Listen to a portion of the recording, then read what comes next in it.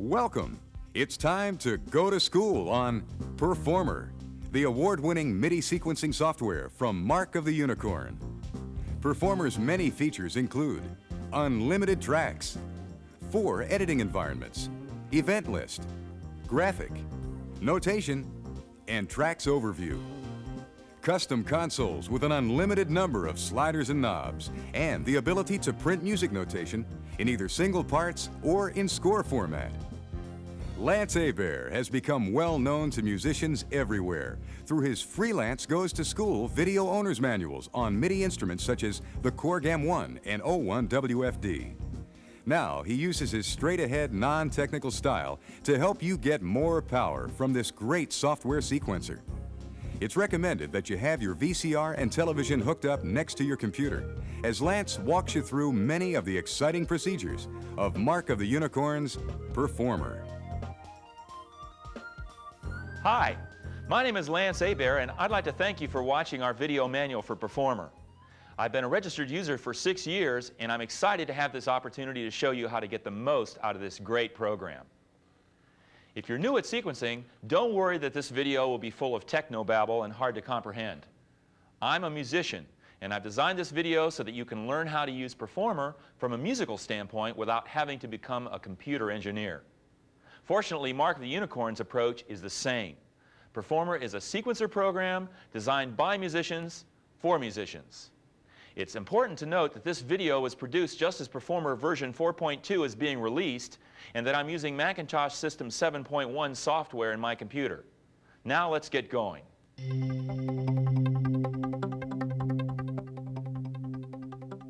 Version 4.2 uses a system of installation called disk authorization. Before going through the procedure, I recommend reading the entire section in the owner's manual on how to install and authorize Performer.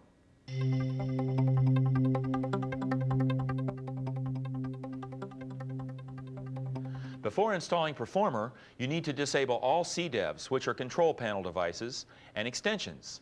This includes virus protection utilities such as SAM, Virex, Vaccine, Disinfectant, or Gatekeeper. To do this under System 7, restart or turn on your Mac with the Shift key held down while the Welcome to Macintosh message appears.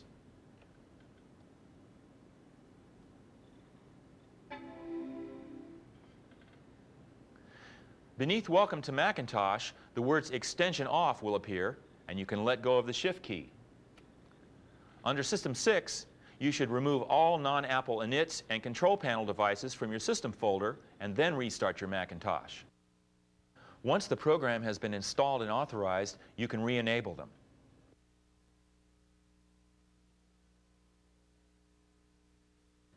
Insert one of your Performer master discs, and you'll find that there's an installer program on it that installs Performer automatically for you. All you have to do is double-click the icon called Double Click to Install.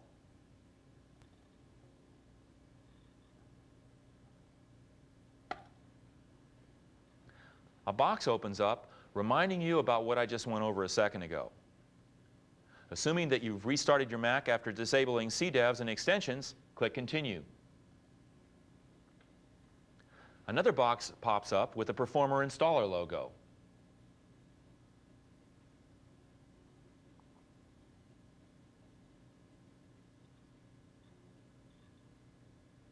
Click on the OK button. The Easy Install box pops up. I like that word easy. Click on the Install button. Another box pops up to show you what's going on and to tell you what to do.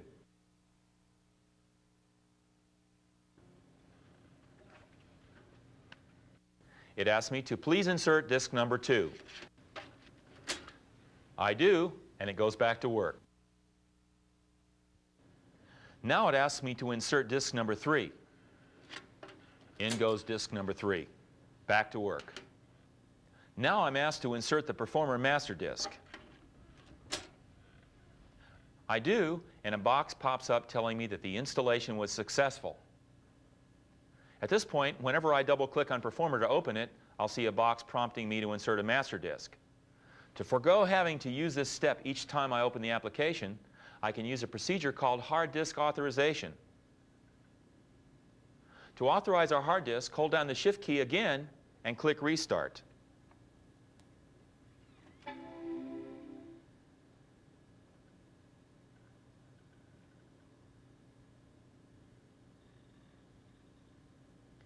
I see extensions off, so I can release the Shift key. Make sure that your master disk is not write protected and put it back into the drive.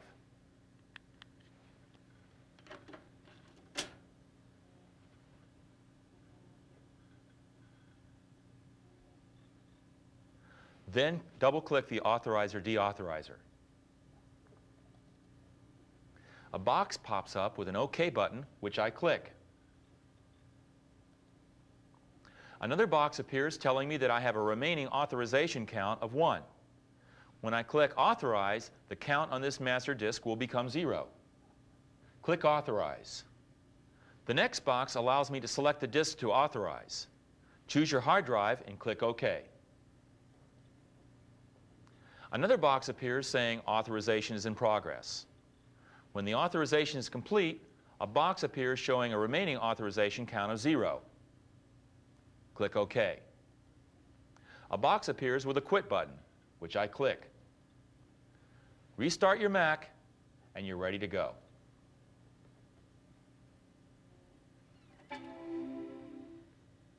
Let's say that you want to reformat your hard disk or switch your Performer program to another hard disk. To do so, you would use the same authorizer-deauthorizer utility, but this time you would choose Deauthorize. This would move the authorization back to the master disk, making it available to authorize a different hard disk. One of the great things about Mark of the Unicorn is their updating policy. From time to time, a new update disk arrives at my house with improvements to Performer. Mark of the Unicorn regularly releases free updates to add features and improve compatibility. About every year and a half, there'll be a major upgrade with significant new features available for a small charge. Now, when a new update arrives, I can drag it onto the hard disk. I can choose to keep the previous version or drag it into the trash. Your authorization is not lost by dragging the Performer program icon into the trash. In fact, the hard disk remains authorized even when there's no copy of Performer present. One word of advice. When you've finished, Mark of the Unicorn recommends that you archive the old master disks along with their accompanying utilities disks in a safe place.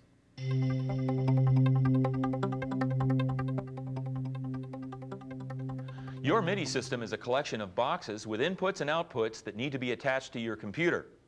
Current Macintoshes don't include MIDI connections, so a MIDI interface is necessary. MIDI interfaces include at least one input and output so the signals can be routed to and from your equipment and the computer. Interfaces can range from a simple MIDI interface to multi-port interfaces such as Mark of the Unicorn's MIDI Express or the MIDI Timepiece 2 like I use. If you're going to be using multiple MIDI instruments, a multi-port interface is a necessity to enable you to easily incorporate all of your MIDI gear into the sequencing process. Whatever MIDI interface you're using, follow the manufacturer's instructions for hookup. Remember that you'll be running a MIDI cable from your master keyboard's MIDI out to the interface's MIDI in, and then running another cable from the interface's MIDI out to your master keyboard's MIDI in. This may create a MIDI loop, which can cause problems. Your MIDI keyboard is probably already playing its own internal voices with a feature called Local Control On, while it's sending identical information to the computer by way of the MIDI connection. The computer is, in turn, rerouting the same information back to the keyboard by way of a feature called Patch Through. The result is that the keyboard will double trigger 2 notes for every single key you press. This situation uses up twice the available notes and causes a flanged or doubled sound. To correct this problem, find the local setting for your keyboard and turn it off. The Patch Through feature in Performer will allow data to be rerouted to your instrument so that you can hear it. I'll show you how to do this shortly. If you're a new owner of Performer, I'm sure you'll want to get up and running as soon as possible, so that's what we're going to do. I'm now going to go through all the procedures for doing your first sequence. Presuming that you have all your equipment connected properly and have installed Performer 4.2 or newer, let's start by double-clicking on the Performer program icon. A box will appear entitled MIDI Interface.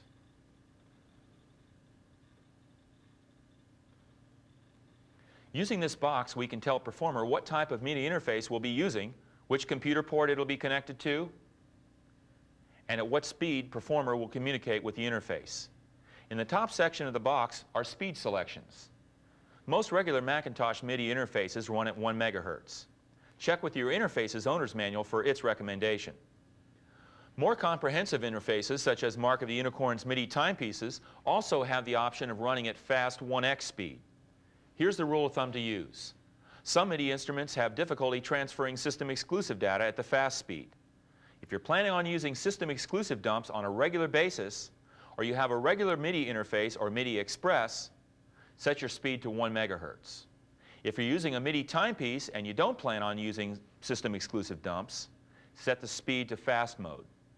Since I'm using the MIDI timepiece 2 connected to the computer's modem port, and I'm also running Unison, Mark of the Unicorn's editor librarian program, I'll check the 1 megahertz speed and the MIDI timepiece box under the modem port icon and click the OK button. Under the File pull-down menu, choose New. In a short amount of time, you'll see the basic Performer setup with 8 tracks to start with. Let's take a brief look at the major attractions. At the top is the consolidated control section, where all the play and record controls are found. These controls work just like a tape recorder. Stop, rewind, play, pause, and record. To the right of these controls is the counter. It's currently set up to read in measures, beats, and ticks. Beneath it is an auxiliary counter that shows elapsed time. To the far left is the metronome section, where we set the tempo. We'll go into greater detail later, but first let's continue getting set up to record something. Beneath the consolidated controls window is the tracks window, which is the central point from which you'll be working most of the time. This is where all of the tracks are found, with places for writing in their names, as well as a system for assigning the tracks to the instruments in your setup. Performer starts off with 8 tracks. There are several columns I need to tell you about. Left to right is the Move column, where you can reposition tracks up or down. By click-dragging the up-down arrow for a track, I can move it to another place in the list. Next to the right is the Loop Indicator column that tells you if a track contains any loops. Next is the Record Enable column. When a Record Enable button is filled in with black, that track is available for recording. Clicking on the Record button turns it on or off. Also, using the up and down arrows like this allows you to move the Record Enable button setting up and down the track list. Next is the MIDI Activity Meters column. These meters act sort of like VU meters signaling track activity. Next is the Play Enable column. Just like the recording column, a blackened pointer enables the track to play. Next is the Channel Assignment column. Since I've selected the MIDI timepiece 2 in the MIDI interface window, I see the characters MA1 as the assignment for track 1. The M stands for modem port, the A stands for all output jacks, and the 1 stands for MIDI channel 1. For those of you who are using standard MIDI interfaces, I'll show you how your setup works. Let me go to the Basics menu and select the MIDI interface like this. I'm going to deselect the MIDI timepiece by clicking its box under the modem port icon and click OK. And now look at the play channels. They have an M for modem and a channel number to the right. This is what it'd look like if you had a standard MIDI interface. To change to another MIDI channel, click on the play channel like this, and a box opens. You can select or deselect a channel and its port by clicking on its box. Here might be a good time to show you a great shortcut when selecting items from a grid. When you want to select just one box and deselect all others, Option-click on the box like this. If you want to select all boxes and deselect only one, Command-click on the one you want to be deselected like this. Now, Option-click on modem port channel 1. Click OK. and I'll reassign my interface setting to the MIDI timepiece 2. Basics menu, MIDI interface,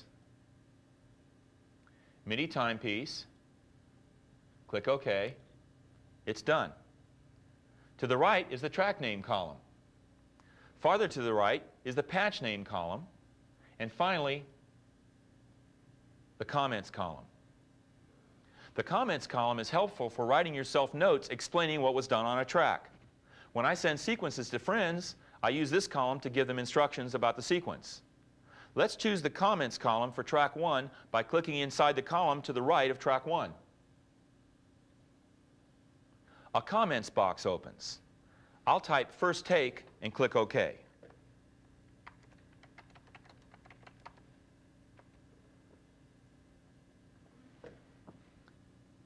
By the way, all of the major Performer windows have a feature called the mini menu. It contains commands pertinent to that particular window. For example, in our currently open Tracks window, press on the mini menu icon to pull the menu down. You can select a menu option as you would on a standard menu at the top of the screen. Adding tracks is easy. Highlight the track name above where you want the new track to appear and select Add from the Tracks window mini menu.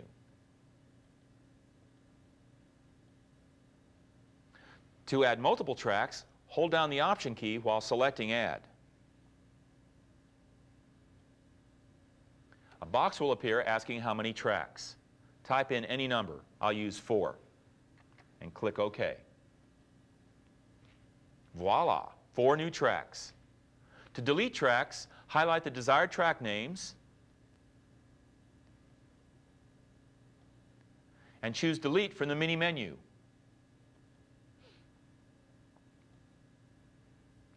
To make an exact copy of a track, highlight its name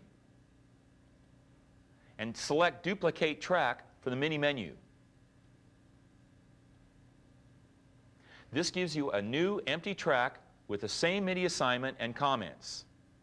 You can duplicate multiple tracks with one command by highlighting several track names before choosing Duplicate. Non-contiguous. What a term.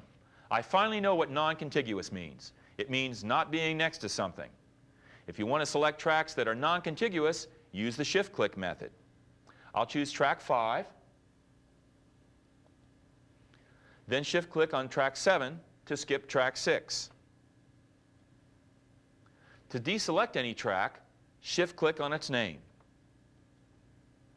By the way, this non-contiguous selection with shift-clicking works in the editing windows as well, as you'll see later in the video. Now let's set up some tracks to record on. We'll start with a new file. I'll need 4 tracks, a hi-hat track, a kick-snare track, a bass track, and a piano track. I'll use sounds from my synth module, which is connected to output cable 3. Let's name the tracks first. Option-click on track 1's name, and a naming box opens. We'll type in hi-hat. Down arrow to name the next track, kick-snare.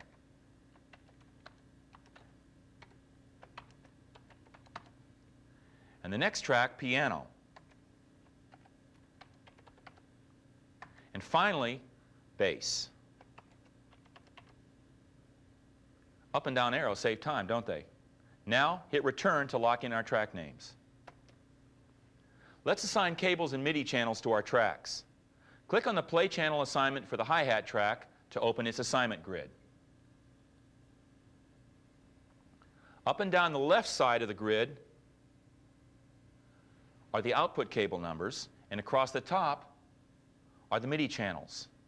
It's currently reading MA1, which means that it would play back from all modem output cables on channel 1. The hi-hat and kick-snare tracks will be assigned to output cable 3, MIDI channel 10, so move down to output cable 3, and across the right to channel 10, and option-click in the box. Notice at the top that the original box was deselected. Thank you, option-click.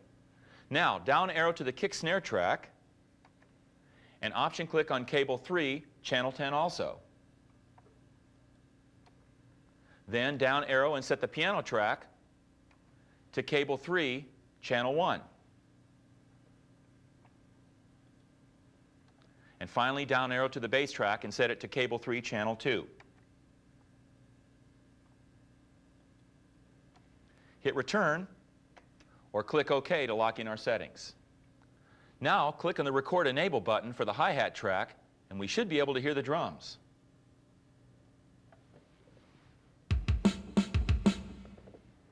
Down arrow to move record enable to the piano track and we should be able to hear the piano.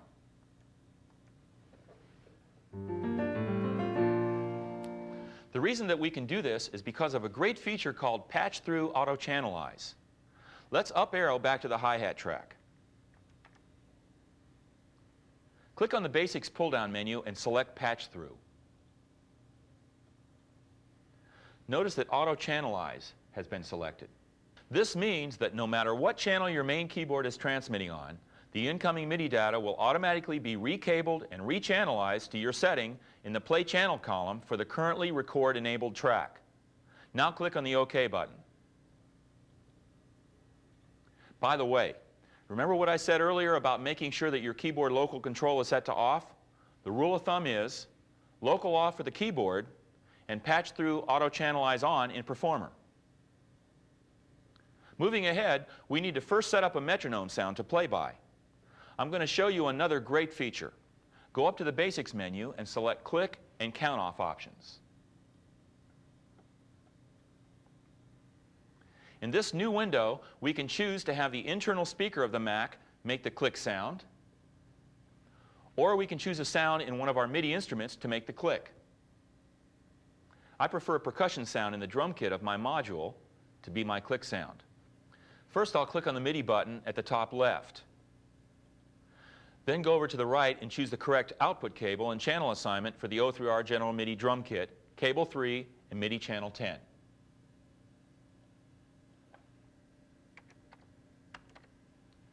Notice that there's a setting for the accented click and one for the normal click. The accented click always comes on the first beat of the measure. We'll set both for the O3R. 10. Click on the OK button and make sure that we record enabled a track for cable 3, channel 10, so that we can hear drum sounds. We have. Now go back to the Basics and the click and count off options. Here's another shortcut. At the top right of the window is a pitch selection box for each click. Click anywhere in the top pitch box and tap across your MIDI keyboard until you find the metronome sound you want. Notice that the note letter and number changes as you hit different keys. I'll choose F4 for both the accented and the normal clicks. To the right again, and we're able to see the velocity for both the accented and normal clicks. Now let's set our click options over at the left. You can have the metronome always click, or only during the count off, or only when recording. I'll set it so that it always clicks. There happens to be a shortcut way to switch it on and off that I'll tell you about in a minute. You can also choose to have no accent. I find that the accent helps me to know where the downbeat of each measure is. Below are count off measure options. You can type in any number you want by clicking on the box. I prefer a 2-measure lead-in to give me a good feel for the timing. I also like to have the count off only when recording, so I'll check that box. At the bottom right is the volume for the Mac's internal click volume. You can adjust it by dragging its button to the left or right to increase or decrease the volume like this, or press the buttons on either end of the slider like this. Click the OK button. To turn the metronome on or off, go to the Basics menu and look down at the word click. If there's a check mark to its left, the click is enabled. To turn the click off, drag down to the click and let up on the mouse button. To turn it back on, drag down to the word click and let up on the mouse button again. I'll make sure I left it on. And now here's the great shortcut for turning the metronome on and off. Look to the right of the word click as I open the Basics menu. You see the symbol for the max command key and the number 5 next to it. This means that you can turn the click on or off by pressing the command key and the number 5. You can also do this while the sequencer is playing. Notice as I go through the menus at the top that there are quite a few keyboard shortcuts to save you time. We'll touch on these later. Now back to the sequencer. Let's click on the record button to make sure our click works. It does. Now let's set the tempo. Listening to the click, you can drag the tempo slider to the left and right. Or press the plus or minus buttons until the tempo is to your liking.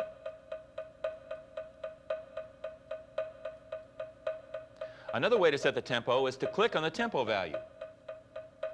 Here you can set the beat value like this, and the beats per minute by typing it in. I'll choose 120 beats per minute. Click OK, or the return key, and we're ready to go.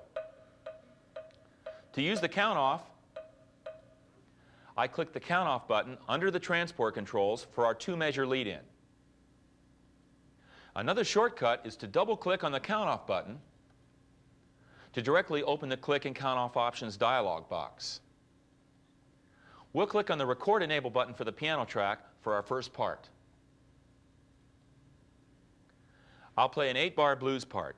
To begin recording, just click on the record button and here we go.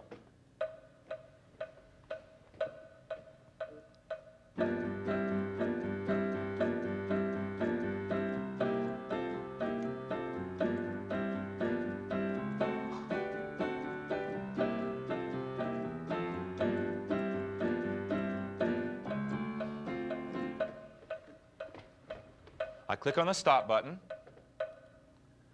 the rewind button, the play button, and listen to my piano part. Now let's play a bass part. Click on the record button for the bass track, and here we go again.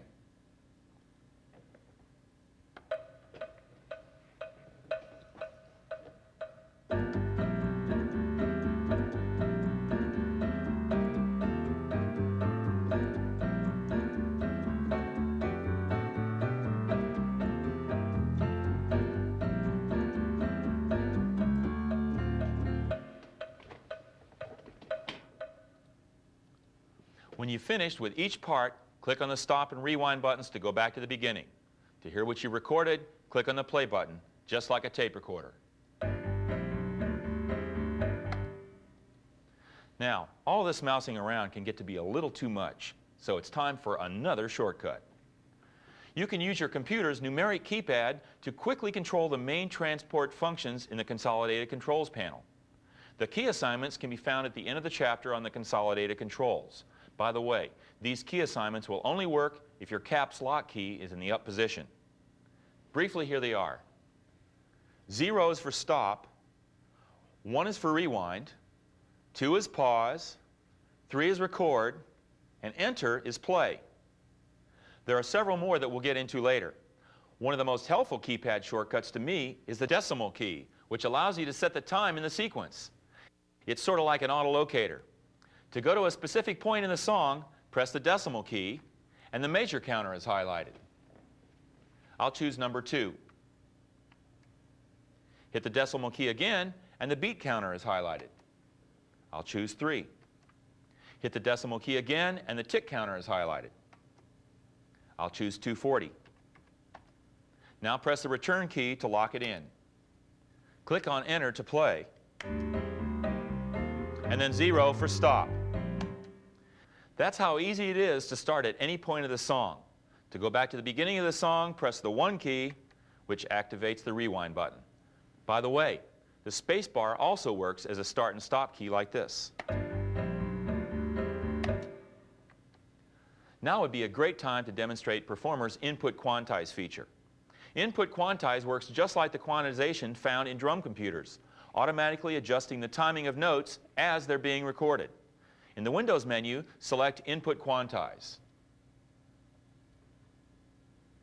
Click on the Enable Input Quantization box at the top and set the grid to 1/8 notes. Notice that all quantize options are available with the Input Quantize feature. Now close the window. By the way, I'm setting the grid to 1/8 notes since I don't anticipate playing any rhythms with shorter note values. Record select the hi-hat track and let's go.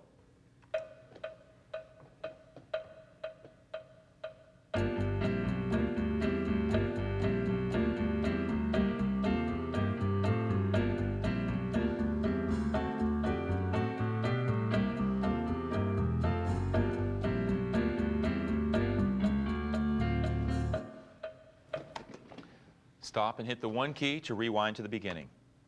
Hit the space bar and listen. This is getting pretty good.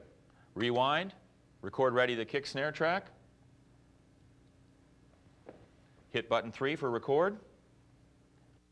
And here we go.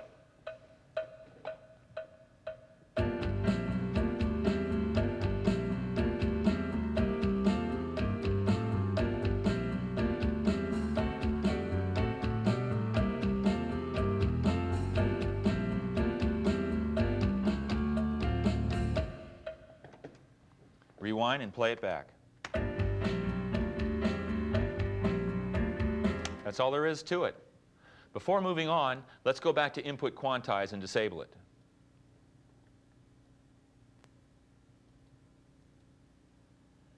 Now I'm going to show you something special. There's a clever way to get quick, on-screen explanations of each feature in the program. It's called Performer Help, and here's how to get it. I want information regarding the ruler bar in the tracks window. I move my arrow to the ruler bar and press the Command, Option, and Shift keys together to change the arrow into the help cursor, and then click. A box appears with information about my subject. To make this window disappear, click anywhere in the window. The help cursor turns back into an arrow. If you have a help key on your Macintosh keyboard, simply strike it once. Help is now turned on, and you can click anywhere on the screen to get help on just about anything. You can turn it off by striking the help key again. Performer Help is an online manual of explanations and examples. You can also choose to show or hide help balloons from the help menu. There's a whole section explaining Performer Help in your printed manual. Speaking of Performer Help, there's some wonderful help available on Mark of the Unicorn's tech support phone and fax lines. The tech support phone number is 617-576-3066. And the tech support fax number is 617-576-3609. Knowledgeable specialists on Mark of the Unicorn's products are waiting to answer your questions. Another very important thing to bring up here. Make sure that you've mailed in your Performer registration card. Without it, you won't receive program upgrades and information on Mark of the Unicorn products. Also, when you call into tech support, you'll be asked your name. Support is available for registered users only. Register today. Before we go any further, we want to save the music we recorded. If we needed to stop here, we'll want to be able to come back later and pick up where we left off. Look in the File menu and select Save As.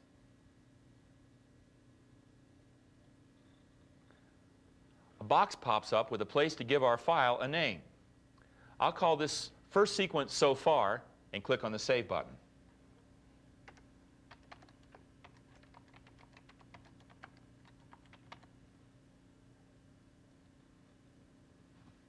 The first time you save with Performer, you'll get messages asking if you want to create MIDI configuration and bulk dump files. For now, just hit Stop Asking. You can get complete information about these features from your printed manual. By switching to the Finder and then opening the Performer 4.2 folder, we can see what the file looks like. There it is. Let's create a new folder for sequences by selecting New Folder under the File menu. We'll click on the bottom section of the folder and name it My Sequences. Hit the Return key to lock it in and drag our sequence into it. Now that we've gone through the basics, pause the tape and spend some time assigning tracks to channels, giving them names, setting tempos, and recording tracks. Remember, if you make a mistake, you can turn right around and record the part again.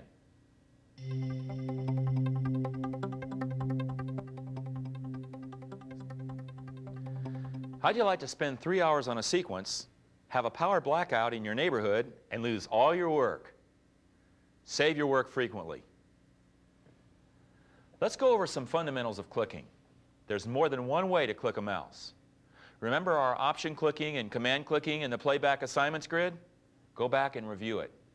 Also remember that shift clicking can be used to select non-contiguous data such as track names and events in edit windows. You can open any of the 3 edit windows using special double-clicking schemes. Double-click a track name to open its event edit window. Command double-click a track name to open its graphic edit window.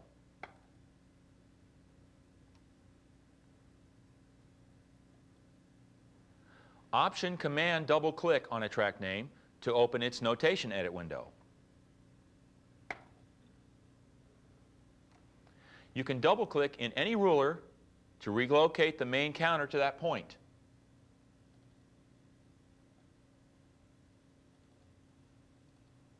Another great feature is auto scroll with moving cursors. Go to the Basics menu and select Auto Scroll. Click on Set All and click OK. You'll see a cursor move in the tracks window as the music moves from measure to measure like this.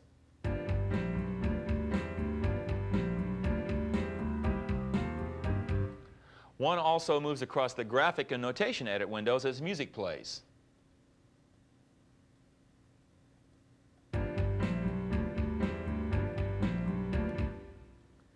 You might not know that you can click on the cursor and move it backward or forward to move the sequence to a different time location like this.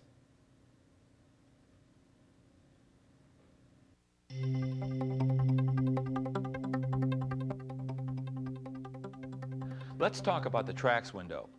When you open a file, the track at the top of the list in the tracks window is the conductor track.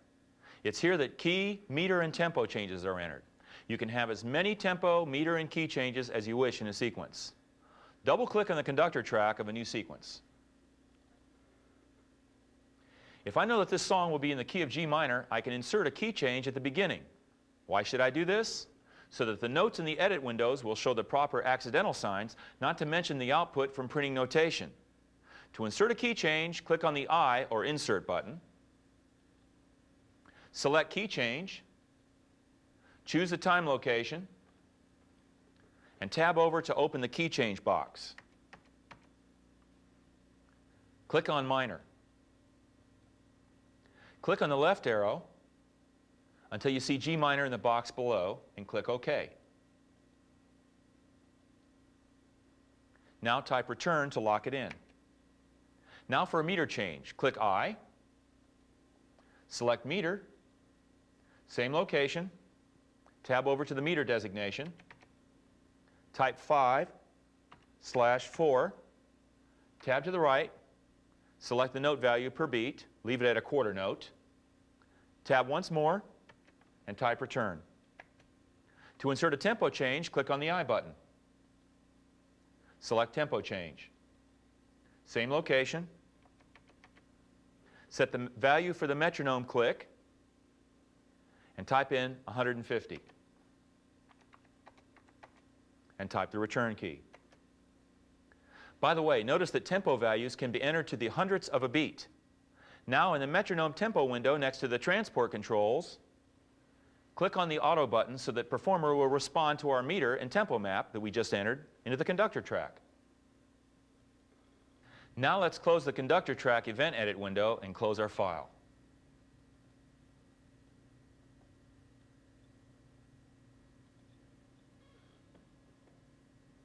Here's a new file called Edit Menu Examples.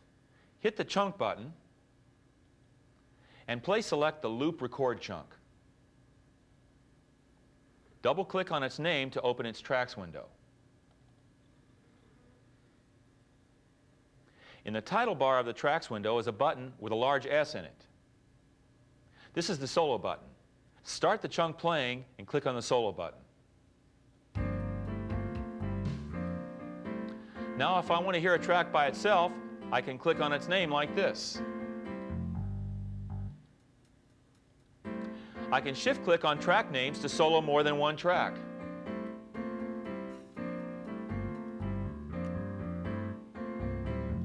Solo buttons also appear on event editing windows.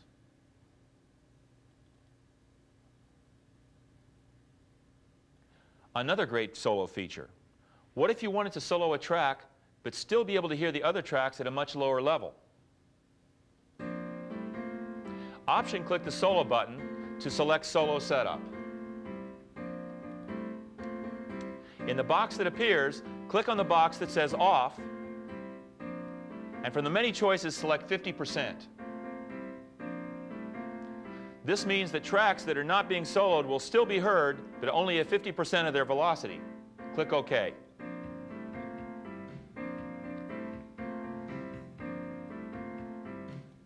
There are other percentages available.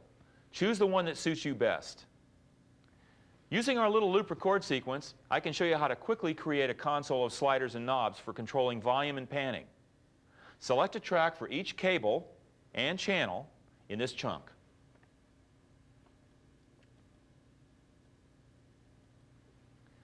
Piano, bass, and hi-hat.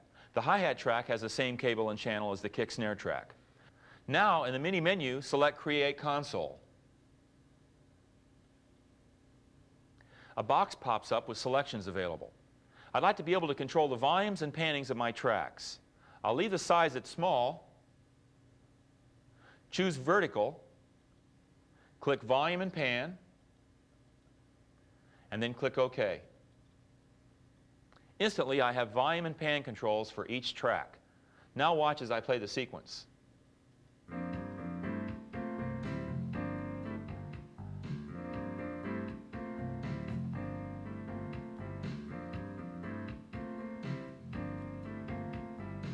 This console can be given a name and saved with this file.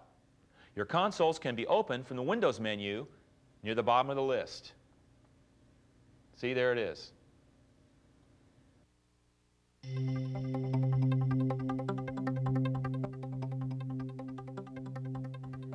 One of the most remarkable benefits of Performer is its extraordinary editing power. In Performer, you can transpose sections of music, you can replace wrong notes, you can quantize portions of your performance to get a better rhythmic feel, and a multitude of other operations. Let me show you some of the many ways you can go about choosing the data that you wish to edit.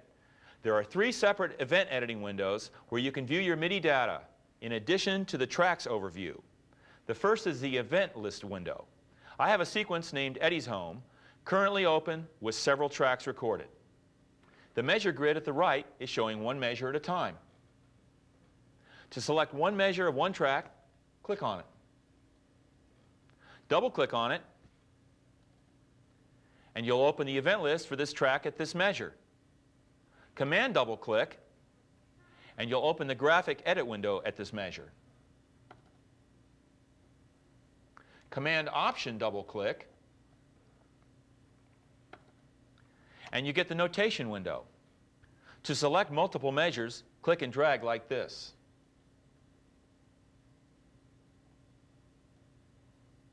To select multiple tracks and measures, click drag a selection box like this.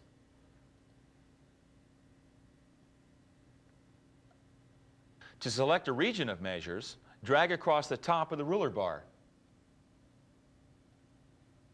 This action sets the start and end measure numbers in the edit bar.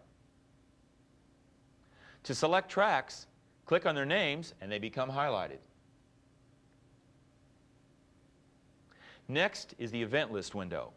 Record, enable, and highlight the Groove Drums track. To open the event list window, click on the event list icon. At the far left of the window is a column for the location and time for each event. It's broken down into measures, beats, and ticks. To the right of the time column is the type of event. There are many kinds of events that can show up in this window. For instance, in measure 0,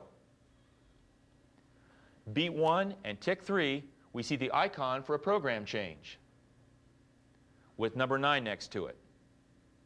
How do you insert a controller number or patch change into an event list? Let's say that we'd like to change the volume of this track at measure 6 and make it quieter. Remember, when using control numbers, the values go from 0 to 127. The controller number for volume is 7. We want to adjust the volume of the track at measure 6 to be 64. Click on the I button at the top of the window. I stands for insert. A box pops up with different types of data we can insert. Since I want to insert a controller number, I click on controller. A new box pops up with a time location. I'll set it for measure 6, beat 1, tick 000 using the keypad.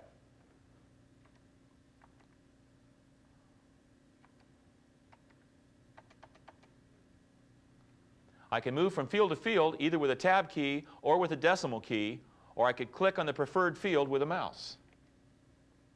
Now tab once more and a little box pops up for the control number. Type in the number 7 and tab once more. This little box is for the controller's numeric value. Type in 64. That's it. Hit the return key. Now at measure 6, this track will go to half volume. To insert a program change, click the Insert button and click on Patch Change. I'll set the same time, tab over, and choose program number 13.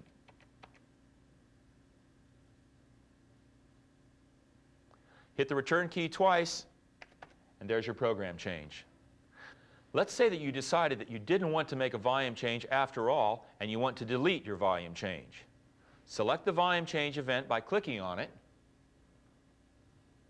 and go to the Edit menu and choose Erase. It's gone. A shortcut is to type Command B. Remember, the keyboard shortcuts can be found next to the name of the edit you wish to complete. Take some time to get acquainted with these shortcuts. I'll get rid of this program change by clicking on it and using Command B. To select data from an event list, you can click on it. To select more than one event, click and drag across it like this. All the data that is highlighted is now selected. If I wanted to choose non-contiguous data, meaning events not next to each other, I can shift-click and drag. I'll leave some data alone and then press the Shift key and click over some more. Here's a great shortcut that allows you to go from one track's edit list to another's without having to go back to the Tracks window. This is great. Command-click on this track's name in the title bar of the event list window, and a list of all the tracks will pop up. To change tracks, drag the pointer up or down to the desired track name and release the mouse. This works from event list, graphic, and notation editing windows. This feature is big news. Performer includes a legend in the mini menu that shows you the different types of MIDI data. From the mini menu, choose Legend. A new box appears with a complete explanation of what can be found in the event list. The message here is that if you see something in an editing window that you don't recognize, check in the legend to find out what it is. Now we'll close the legend. Notice at the top of the edit window is a button with a little speaker in it. I can click on the button to darken it, and as I select events in the window, I can even hear them. This is called the audible mode. Very helpful. Let's say that you want to jump to another part of the song. From the mini menu, choose Go To, at which point a box will pop up and you can type in the desired location. Let's choose measure 12. Click on OK or the return key. Presto, we're at measure 12 in the event window. One more trick in this window. Here's how to select a region of events and have them play by themselves. This is really neat. Click and drag to define the region. Now simply press the Option key and the little speaker button.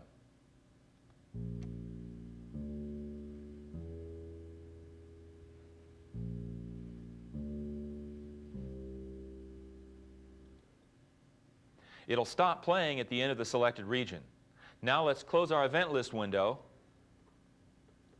select Groove Drums, and click on the Graphic Editing Window button. Remember, for a window to appear, a track name has to be selected. This is the drum track with several different drum sounds playing. To the left, you'll see a keyboard with a note grid to the right. I can adjust the keyboard zoom icons to expand or compress the number of vertical keys. I can also grab the median strip move handle and expand the amount of the top section that can be seen.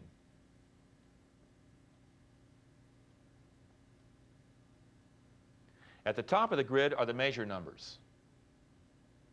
At the top far left corner are the zoom in and out arrows. I can choose to see more measures at once by clicking on the zoom out arrows like this. The zoom in arrows work like this. This is a great way to get an overall view of music in the track. You can move the note grid up and down using the side scroll bar like this. Also notice that since I've clicked on the audible box, I can click on the keys of the piano and hear the sounds assigned to the keys.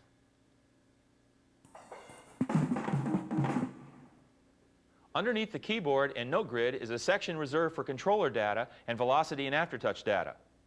Between the two sections is where you see patch changes and foot switch data. We'll talk about notes first. Notes are represented by black dots and lines. A black dot is simply a note that's played very short. A line is a note that's held longer. The length of the line shows you how long the note is held down. To select a note, click on it, and a handle will appear at its right end.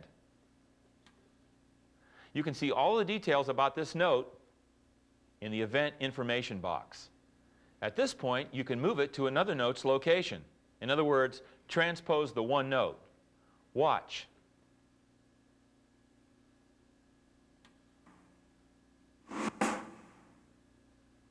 I can also make it earlier or later by dragging it forward or backward.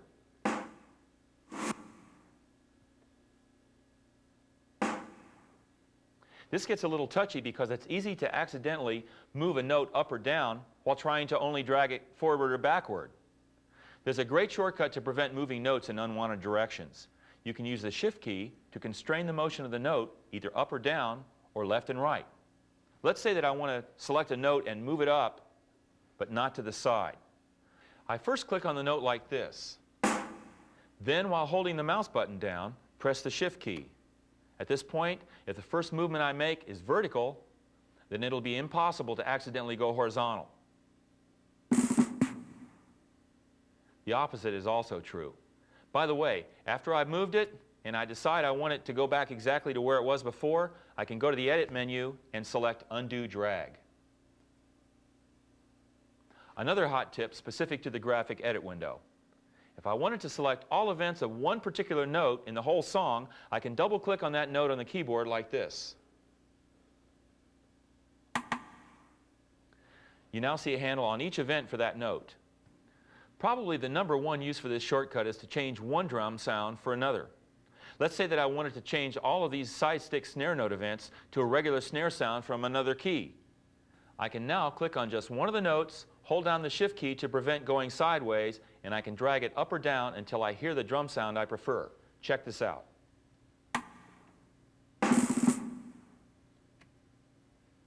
When I let up on the mouse, all the notes snap into their new locations. To double these notes, use Option Drag to take a copy of the notes to a new pitch like this.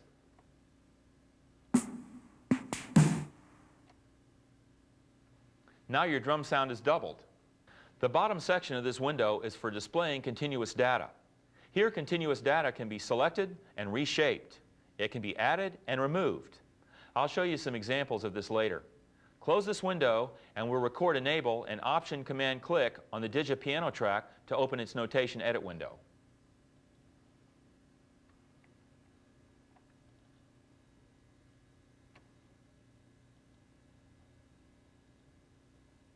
I'll resize and reshape this window so we can see things better. I'll also zoom out so we can see more measures at a time. The move handles and zoom buttons all work just like they do in the graphic edit window. To select a note, click on it. If you have several notes tied, click on the first note in line and they'll all be selected. You can now move that note up or down to change it, and with the speaker box selected, you can hear the pitches of the notes.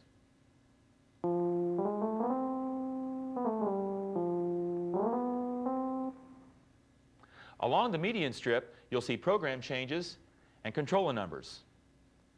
64 is for the damper pedal. To edit a piece of data, select it and change it in the Edit Information box.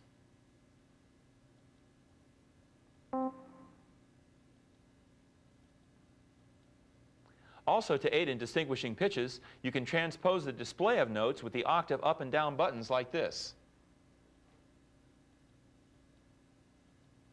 When transposed, the octave indicator in the staff margin tells you the degree of transposition.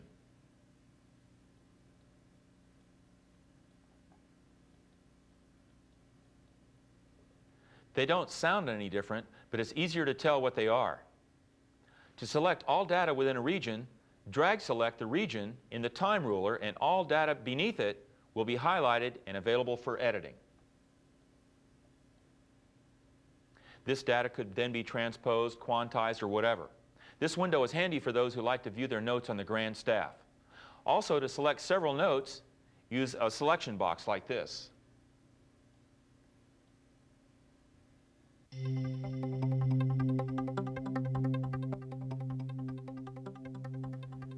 Once you've arrived at a standardized tracks window setup along with metronome preferences and your personal MIDI configuration, you can select under the File menu, Save as New Template. This means that every time you choose New File under the File menu, your customized setup will open with that file. It saves you from having to reset everything when you open a new file. Say you start a sequence playing halfway through. There's probably been some patch and volume changes earlier in the song, but since you didn't play the sequence from the beginning, these changes have not occurred, and you have parts being played by the wrong sounds. To prevent this, select Event Chasing from the Basics menu. For now, leave all boxes darkened. When going into play mode, Performer will check back for any events and adjust your equipment accordingly. Click OK. I have a 4-measure piece of music entered that I want to add on to. Let's listen to it first.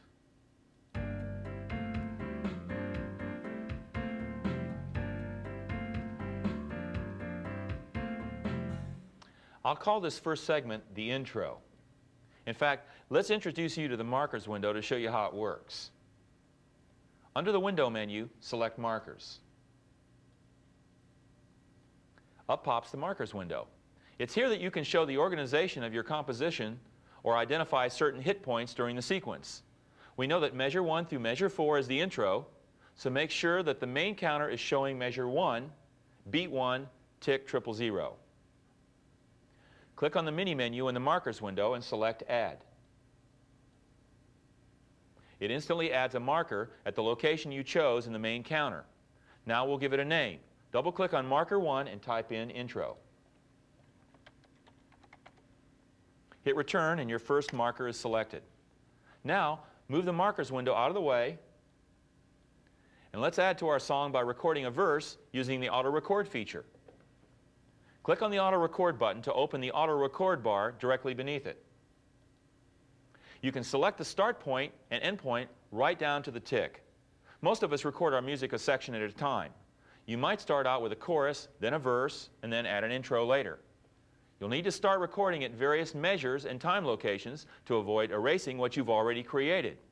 Now let's set our punch-in time.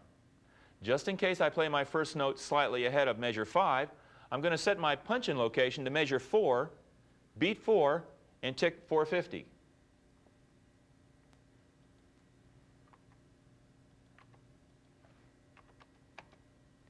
Since there's no music at that point of the track, and I want the sequencer to record any anticipations I might play. Notice I simply click on the number fields to change them using the Tab key to move back and forth. Now, tab over to the Out section and set it to any number greater than the length of the music you intend to play.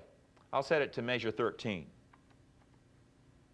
Everything looks good, so let's hit the Return key to lock in our settings. Command 5 to turn on our metronome. Now record Ready the piano track, and we'll put Performer into record mode.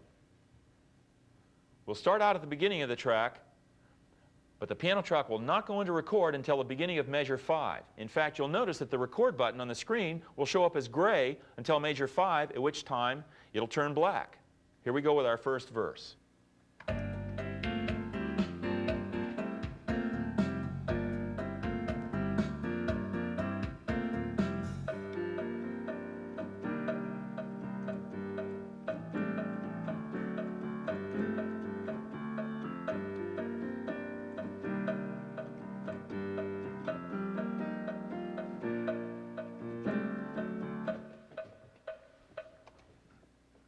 Now rewind and play.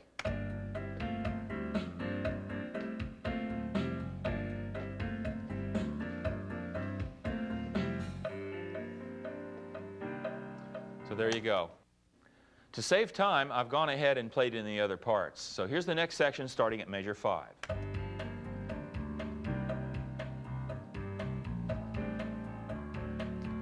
Okay, now we can insert another marker at measure 5 and call it verse 1. Using the keypad, hit the decimal key, press the 5 key, and hit return to set the location reference for the next marker. Now in the mini menu of the marker window, select Add, and your new marker will appear.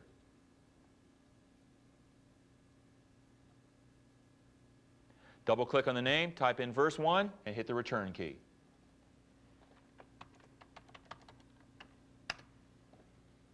Now look what we can do.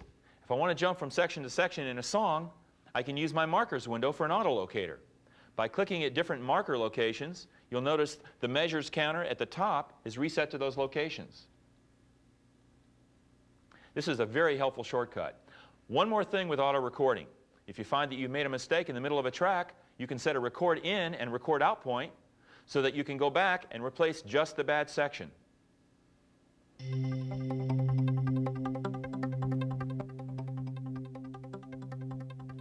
Let's talk about the consolidated controls window.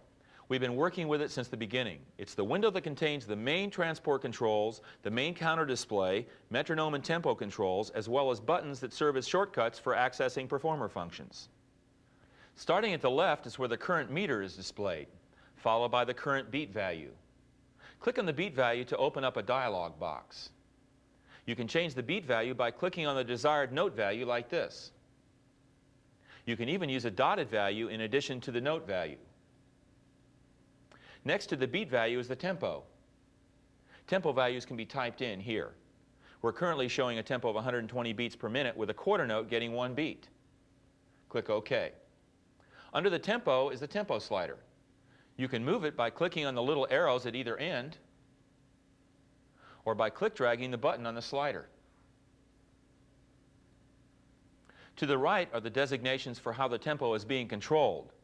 Manually, like we just did, or automatically through tempo change data in the conductor track. With the remote button pressed, it's possible to control tempo from a MIDI controller such as a mod wheel.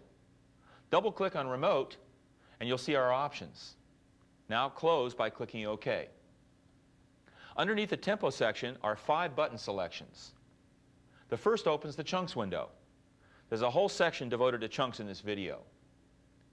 Next, if a song's name is highlighted in the chunks window, the song button will bring its window to the forefront.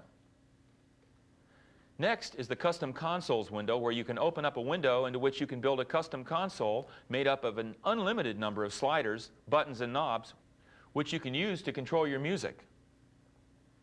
Next is the markers button. Finally, we have the MIDI configuration window. This window helps you to organize your entire MIDI setup. With more people acquiring more and more MIDI equipment, there needs to be a way of getting more organized. One way is through Performer's MIDI configuration feature. Open a new file. Notice in the Tracks window that 8 tracks appear with cable and channel information in a column and track names in the next.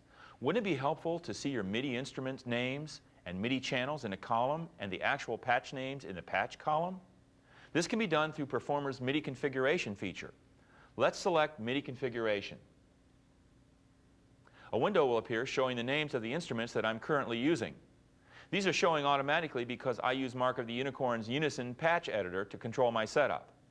Unison allows me to control my entire setup without having to touch one instrument and even run simultaneously with Performer. If you don't have Unison, using the MIDI configuration feature will still be a great help. Your MIDI configuration will be all of your MIDI instruments and all of the MIDI channels you'll be setting them to. Once you've created your MIDI configuration, you'll be able to call patch names by name. Under the play channel, instead of cable 3, MIDI channel 2, you'll see something like O3RW-2 to make it easier to know what's playing what. Each MIDI instrument with a MIDI channel is a device. Multi-timbral instruments are capable of being multiple devices. My O&W Pro can be 16 devices. A Proteus can be 16 devices. To start with, I'll select Add Device from the MIDI menu. Device 1 appears at the top of the window. To the right, in the channel column, I'll type M1-1, which stands for Modem Output Cable 1 from the MIDI timepiece, which is the port my O&W is connected to in MIDI channel 1. Click on the return key. Select device 1, and from the MIDI menu, select Configure Device. A box appears. Click on the box below Manufacturer and select Korg. Click under Model and select O1W Programs A. Since there are separate program lists for Bank A and Bank B. Since I have the O1's global MIDI channel set to 1, I'll set the device ID to 1. Since the O1 has its own separate output from the MIDI timepiece, this will work fine. Since I want this device to be available to 16 MIDI channels, I'll check the multi-timbral box and click OK. Now look at our MIDI configuration window.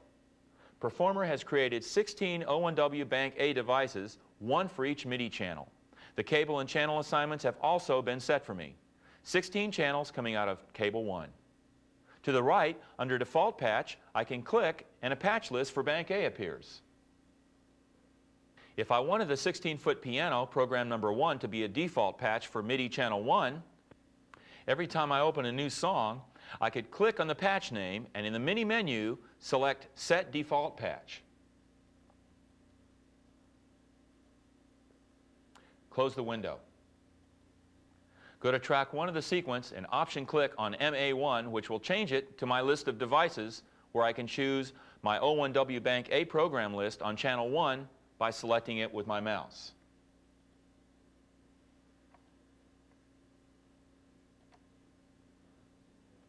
The default patch is automatically showing under the patch column. Open the MIDI configuration window again.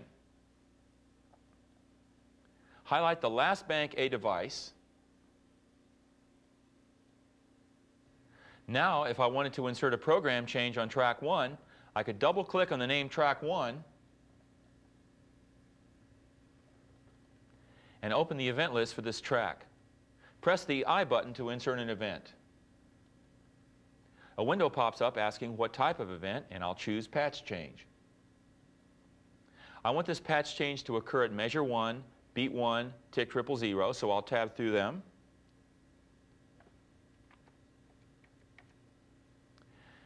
And I can now choose a program from Bank A. How about 7, the strings?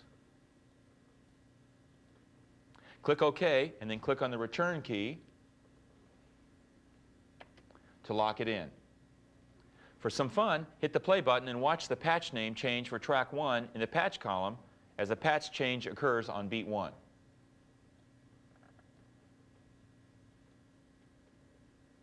Remember, in the Play Channel column, you can toggle back and forth from cable and channel numbers to configure device names and vice versa by option clicking.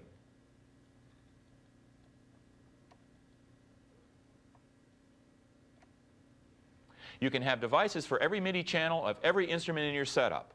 You can even make custom devices for instruments that are somewhat obscure and even type in your own patch lists. Once you've got your MIDI configuration to your liking, you can give it a name and save it. You can make up different MIDI configurations for different uses, studio, live playing, and so forth. With each new file, open the MIDI configuration of your choice, and when you save the file, it remembers its MIDI configuration each time it's opened. I could spend all of the available time on MIDI configurations. I wanted to at least show you some of the basics. To prepare for this section, we'll use the Basics file and open the Chunks window. Play Enable and open the tracks window for the chorus.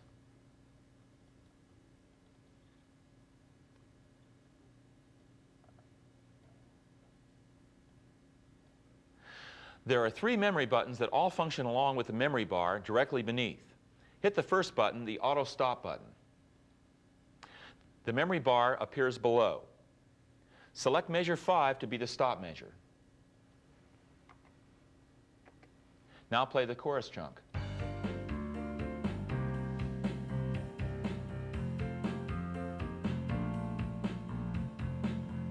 It stops at measure 5. Now click on the Auto Rewind button.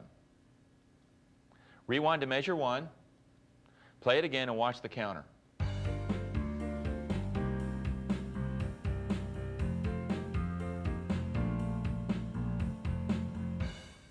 It stops and rewinds to the start location. Now click on the Memory Shuttle button. We're already at measure 1, so play it again and see what happens.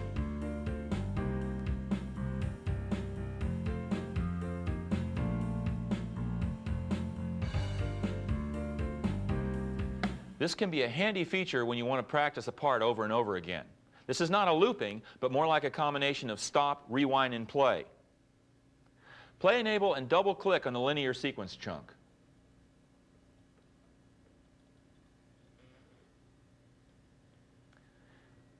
Any start and end values that are entered into the edit bar can be put into memory in a feature called Remember Times.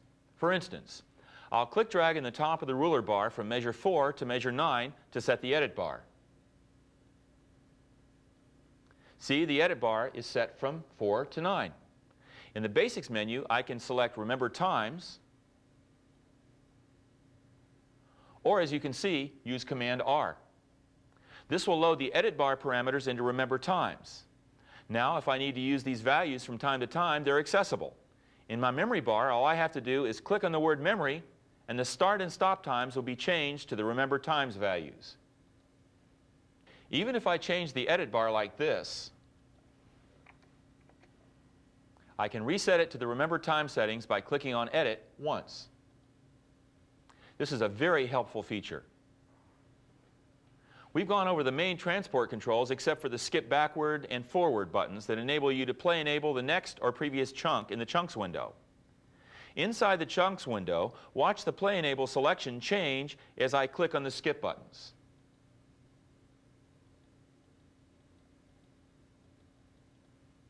Also, the currently play enable chunks name appears in the bar beneath the counter. One more thing in the main transport controls. Notice the position bar with the arrows on either end? This position bar gives you a rough idea of your location in the sequence. Clicking on either shorter inside arrow button activates a slow forward or reverse. The longer outside arrow buttons are fast forward and reverse. You can also click anywhere along the shaded field to relocate the sequence. Here's another shortcut. To get to the absolute end of a sequence, click at the far right end of the position bar. Let's open the first set file and open the chunks window. If I clicked on the Cue Chunks button, each chunk would play to its end, cue up to the next song, and stop, waiting for me to start it when ready. I could even start the chunk using remote controls such as my MIDI keyboard or a pedal hooked up to my MIDI timepiece too. The Chain Chunks button is similar to the Cue Chunks button except that it would select the next chunk and go ahead and play it. There will probably be a brief space of time between chunks, which is normally no problem. If seamless transitions are preferred, you'd be better off to assemble the chunks in a song window. Next is the Auto Record button, which we talked about earlier. The count-off button was discussed in the section on opening Performer. With the Wait button selected, Performer will wait for a keystroke from the MIDI or Mac keyboard before playback or recording begins. I currently have a file open called Basics. It consists of several chunks. Using the skip buttons, I can choose the play chunk by clicking until its name appears in the status strip. I'll choose Chorus. Now click on the Tracks window button, and the Tracks window for this chunk appears instantly, almost miraculously. Here's another way. Click on the Chunks window button. highlight the name of the verse chunk. Click on the Tracks window button, and you see the verse tracks window. Remember, a shortcut for opening the event list, graphic, and notation editing windows is to highlight the track name first and then click on the correct button. And here they are: Event, Graphic, and Notation. In the Chunks window, I'll play select and double-click the linear sequence chunk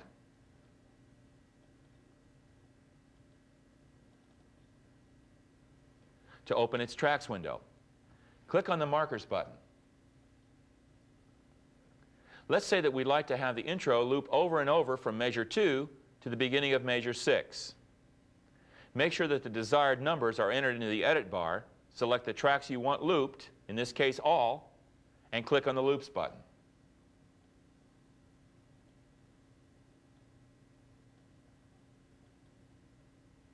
Up pops a box with our measure numbers already entered. We can choose to have the measures loop any number of times, or even loop infinitely. I'll choose 4 times and click OK. A loop icon appears in the loop column to the left of each track selected. You also see a loop at the beginning of each track in measure 2, with a line extending to the beginning of measure 6. Select just the piano track and click on the Event List button. You even see the loop sign at measure 2 in this window with the affected measures showing. To remove a loop, you could click on this loop data in the event list and erase it by typing Command B. Or close the event list window. Make sure that the loop region of measure 2 to measure 6 is showing in the edit bar. It is. And highlight the tracks you wish to remove the loop from. I choose all tracks. Now go to the Change menu and select Clear Loops. They're gone. By the way, you can use the loop feature for recording like in a drum machine. Set your loop, turn on the overdub feature by typing the asterisk on the numeric keypad, and you're ready to go.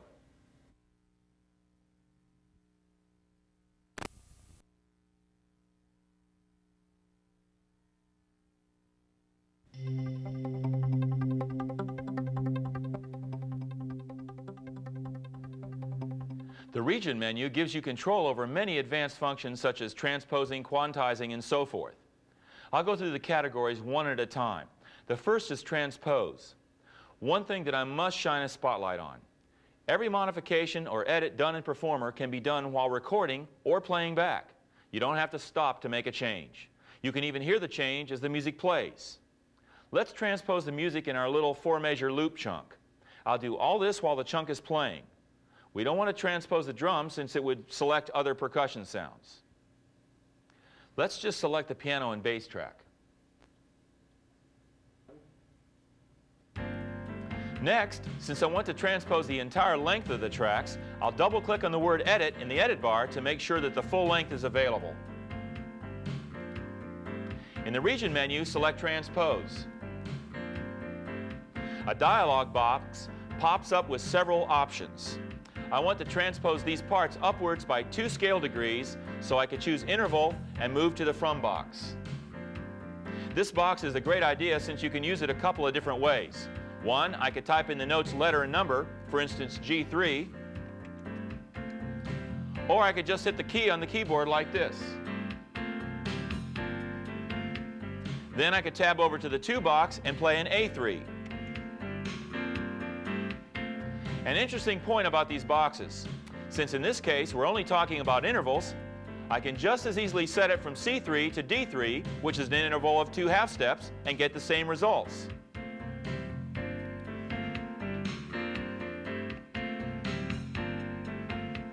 At this point, I can click on the OK button or the return key, and the job is done.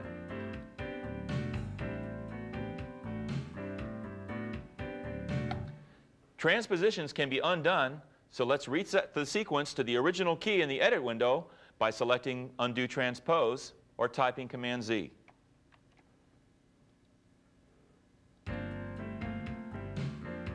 back to square one. You have tremendous flexibility in regards to transposition, including diatonic transposition and harmonization. You'll also notice many other options in the transpose window. I play-selected an unquantized 8-bar blues. Listen.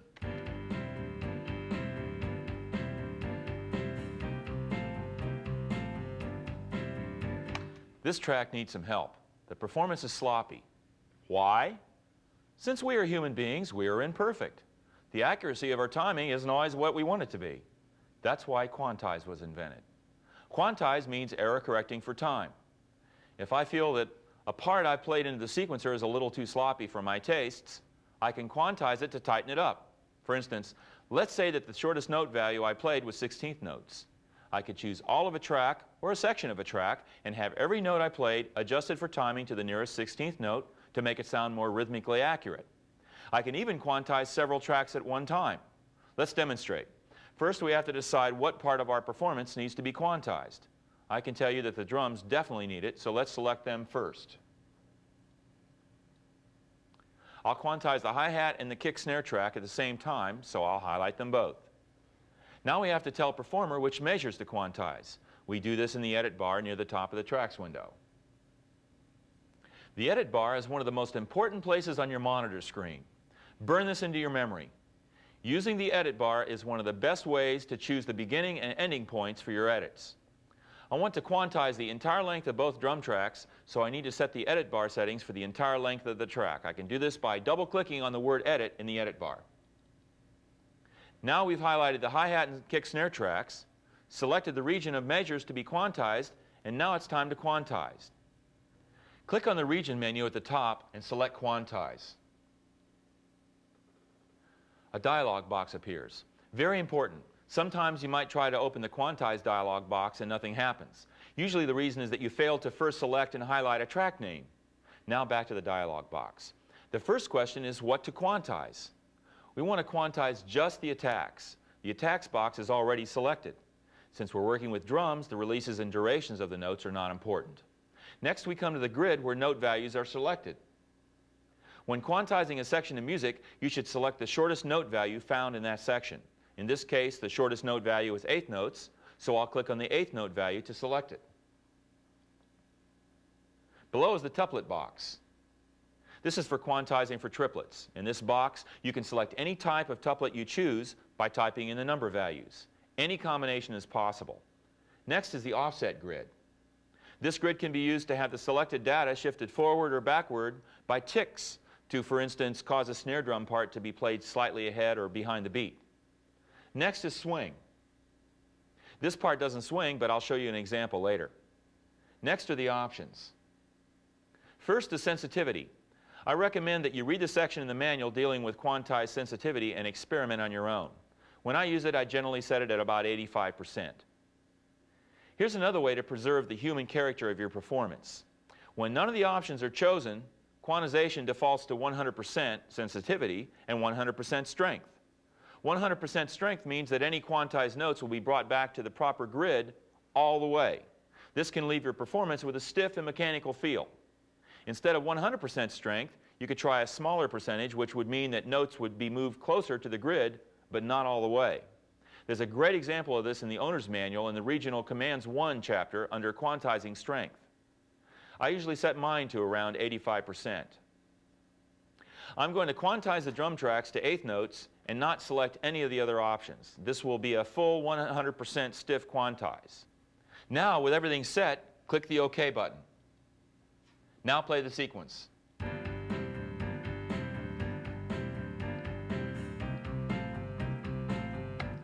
A lot tighter.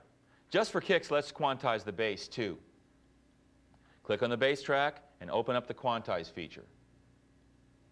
The bass track also gets no busier than 8th notes, so we'll leave its parameters alone and hit the OK button. Now listen.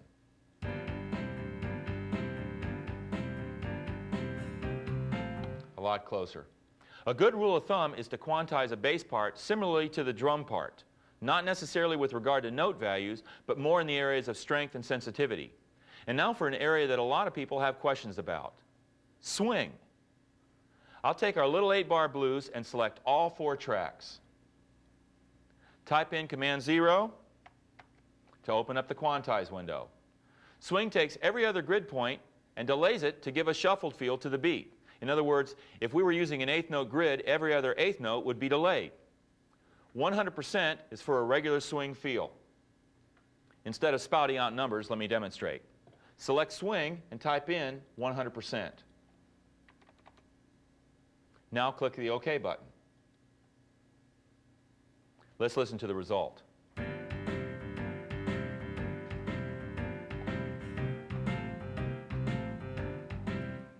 Pretty slick. By the way, we can undo it with our little friend Command Z. Now let's try a percentage less than 100%. Let's type in Command 0 and type in 80%.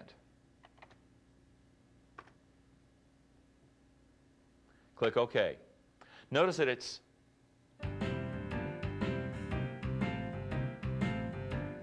not quite so rigid. It's a little more laid back of a shuffle. As a suggestion, I'd say that somewhere between 70 to 120% is where most of your swing quantizing will be done. Change velocity is very helpful. I use it all the time. Let's say you have some horn parts that don't blend well because the dynamics of the performance are too uneven. You can use change velocity to even the velocities. Or, let's say that all the snare drums were played with too much velocity and thus are too loud. You can lower all their velocities. I'll play select and open the change velocity chunk.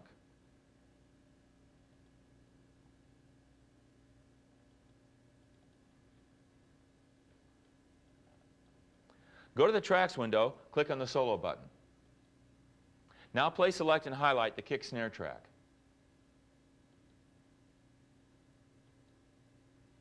Now play the sequence.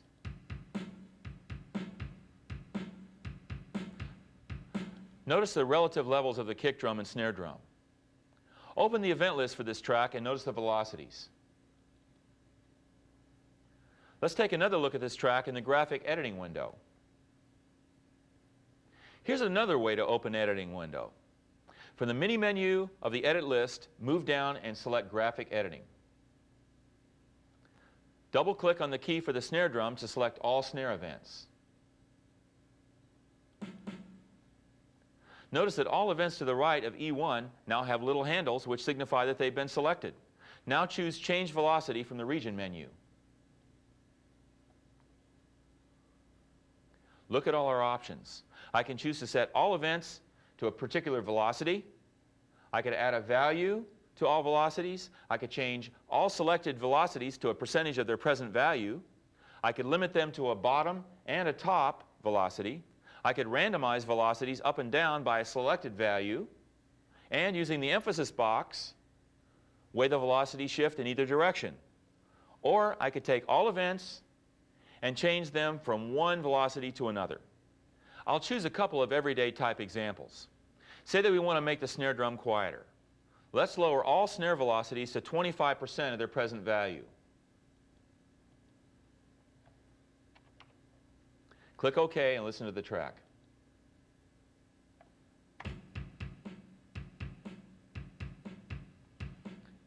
It worked. This change will be reflected on all the E1s in the event edit window. Now I'll undo this with Command Z and play the track again.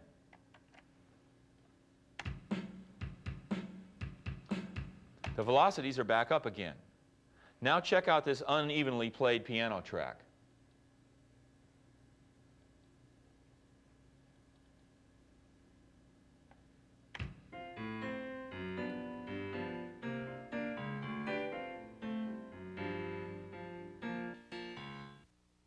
I'm going to solo the track and allow it to loop so you can watch as I use the change velocity feature while the sequence is playing to even out note velocities. The track is selected, so I'll open the change velocity window and raise all of the note velocities equally by 10%.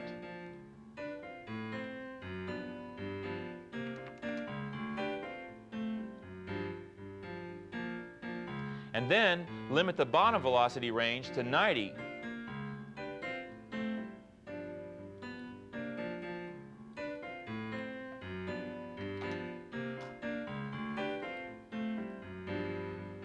to allow lost notes to be heard again.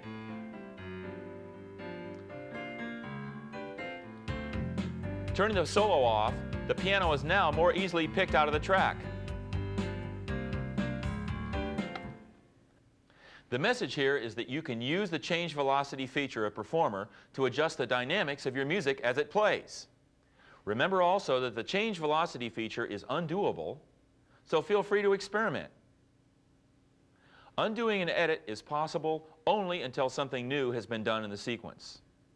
If I would have recorded something else and then wanted to go back to this track and undo the quantize, the option would no longer be available. Now let's look at changing velocities over time.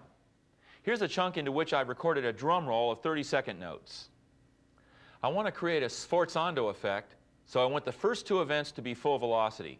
I'll open the event list window and make the changes.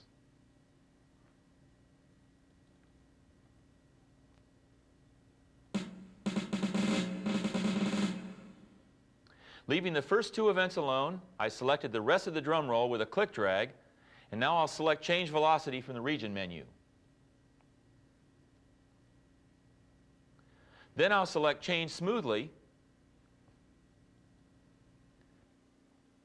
and check the second two boxes, giving them the value of 1 to 127.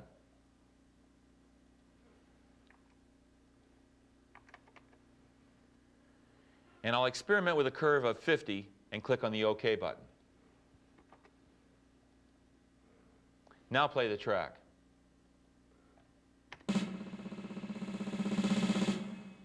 Not bad.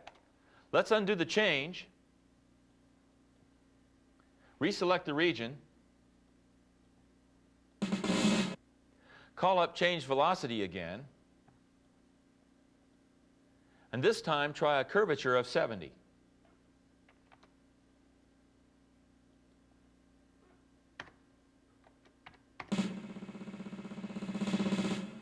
I like this better.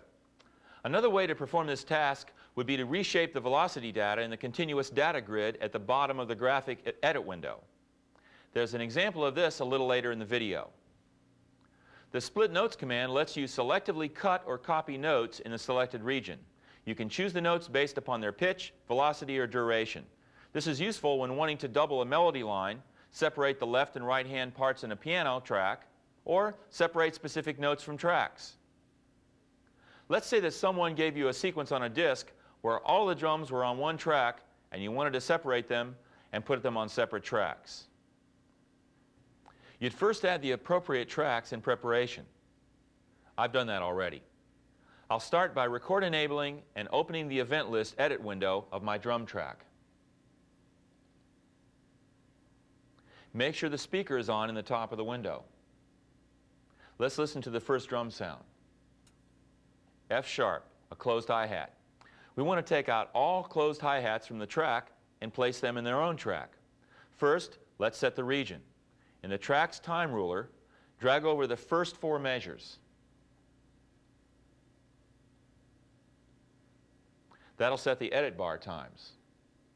Now click on the drum track to select it.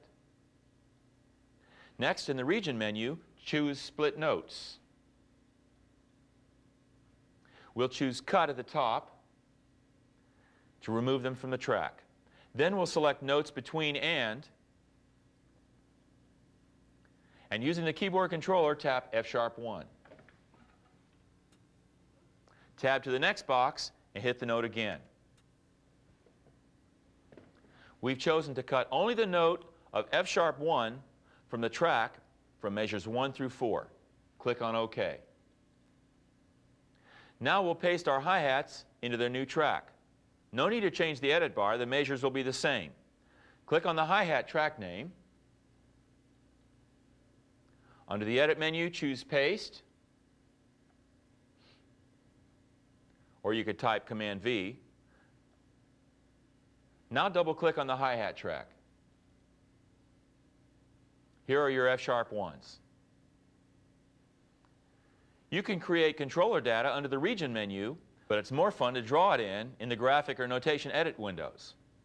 I'll select my loop record input quantize chunk for this example. You're going to love this. I'm going to draw controller data for a volume fade out. Select the piano track and open its graphic editing window.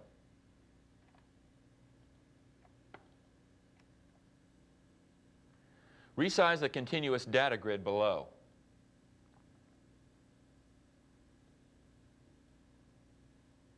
Before we do this, look at the top right of the graphic edit window at the little box with a note value next to it. This box displays the current time resolution for editing. When the box is selected, notes and data will snap to locations that correspond to the resolution displayed. If the checkbox is deselected, data will not snap to grid. You can change the resolution by clicking on the note value like this, and selecting another note value, and clicking on the beat value and typing in a beat value. Make sure the edit resolution box is unselected so that it doesn't quantize my continuous data. We're going to have this track fade from full volume to no volume and back up again in 4 measures. Now click on the Insert button.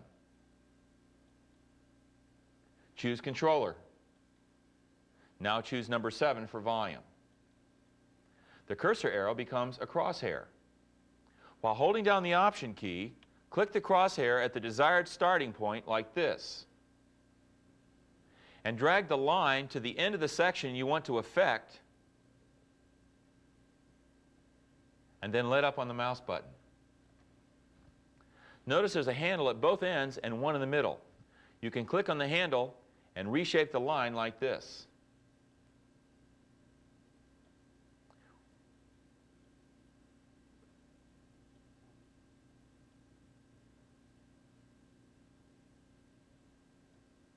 When the curve is to your liking, type the return key or click the mouse anywhere. Now click on the solo button in this window and play the track.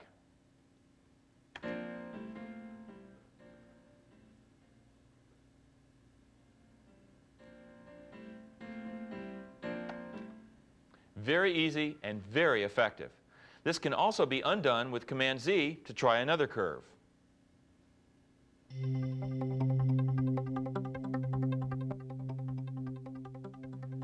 To show you step record, I've opened a new sequence with the piano track record enabled. To select step record, choose step record from the Basics menu. I've got my counter set to measure 1. All I have to do now is choose note values and play notes. Notice at the left that you're given the tick value of each step, and that you can even choose the amount of time that the note is held with regard to staccato and legato. Also notice at the bottom of the window the current timing location, measure 1. Now I'll play in a short little ditty. A C quarter note staccato at 20%.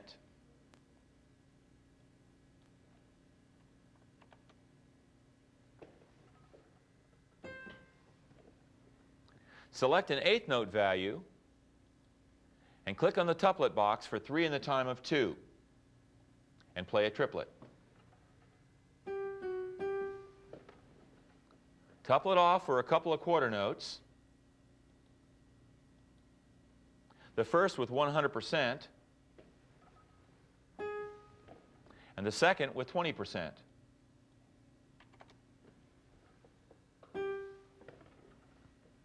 Start the next measure with a quarter rest and leave the duration at 20% for a quarter note chord on beat 2.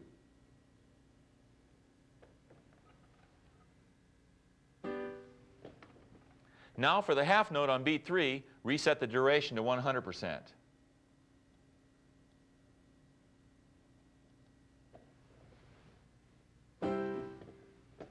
Close the step record window and we'll play our little treasure.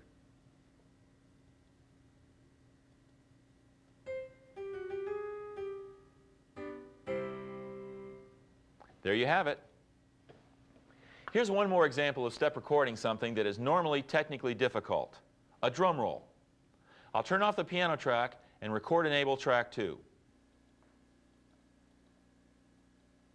Starting at measure 1, we'll select step record.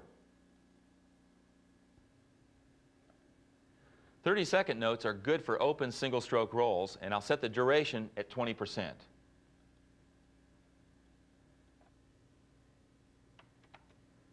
Here, and while we're at it, let's open up the graphic editing window here so we can watch these notes as they come in. And I'll start out with a couple of hard strikes to simulate a beginning flam, and then continue up to the first beat of measure 3.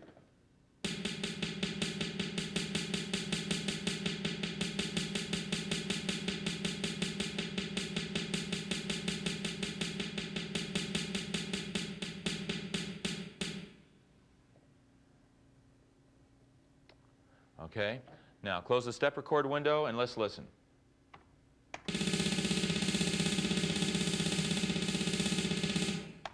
The notes are now entered, but I want some more control over the velocities of the notes. This time I'll go into the graphic edit window and reshape the velocity data freehand to have the drum strokes get progressively harder. First I need to set the view filter so that I don't have to look at the note off velocities. Mini menu, set view filter, deselect off velocities. Click OK. No more off velocity icons to deal with. Click drag a selection box over the velocity data to select it.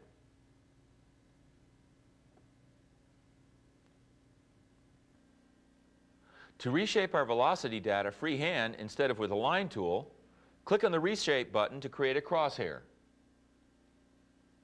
This time, don't hold down the Option key. Just click and drag the crosshair on the continuous data grid to get the shape you want.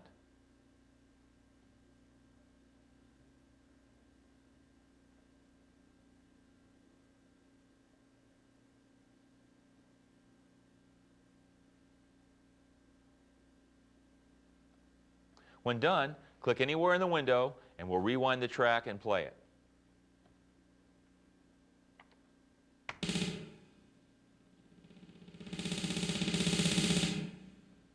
There it is.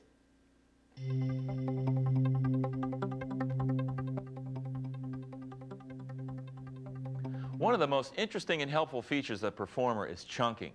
There are two types of chunks, sequences and songs. A sequence could last the entire length of a composition, or it could be an 8-measure verse or chorus. Several elements such as verses, choruses, and so forth in the form of chunks can be assembled into songs, allowing us to experiment with different arrangements. The file I'll be working with is a 62-measure sequence called linear sequence. Open the chunks window with the chunks button.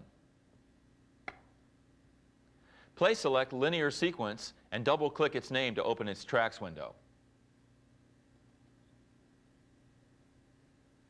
Taking a look at its markers window, you can see the song form, song setup, intro, first verse, and so forth. If I wanted the ability to try some different variations of my song, I could convert it into multiple sequence chunks.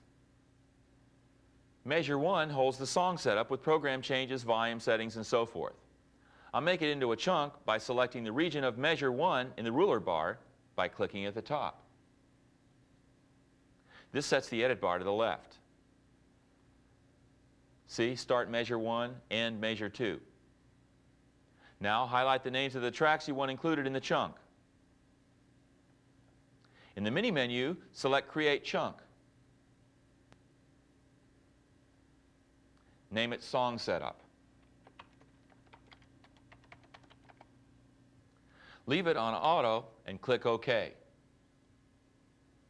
We now have a new chunk in the Chunks window. Now let's take the second section, the intro. Define the region, Measure 2 to Measure 6. Highlight track names. Mini menu for Create Chunk. Name it Intro. Auto End Time, and click OK. Each chunk will have its own tracks window, which you can see by double-clicking on the chunk's name. Double-click on the intro chunk. There it is. Up pops its track window, which I'll move over and resize.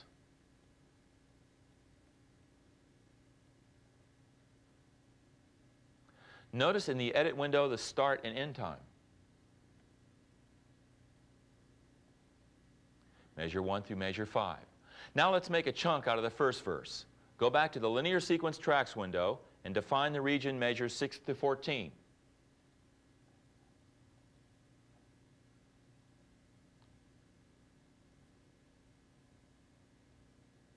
Select all tracks, create chunk, name it verse 1,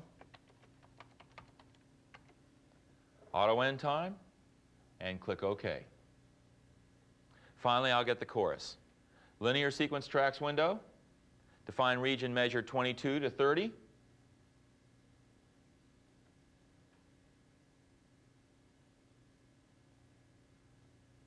Highlight all tracks, create chunk, name it chorus, auto end time, click OK. Now I have the essential elements of the song in chunks. So I'll go into the mini menu of the chunks window and add a song.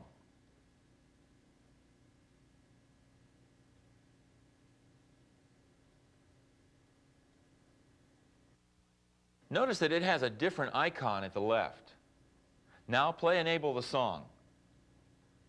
Double-click on Song 1 and its window appears. Resize the window to give us a bigger song grid. And we'll move the chunk window so that we can get to all the chunks.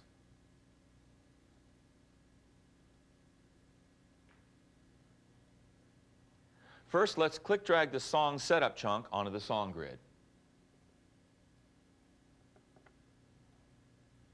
Notice a column automatically appears after the chunk. Now let's click-drag the intro into our song. Now the verse.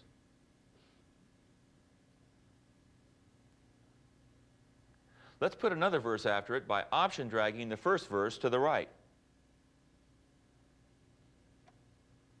By the way, did you know that option dragging is the same as a copy and paste? It is. Now for the chorus.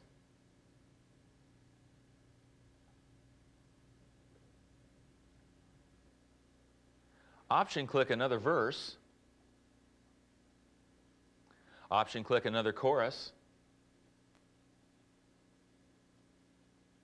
And even another chorus. Repeating choruses and out. Now let's play the song for a few measures so that you can see how it works.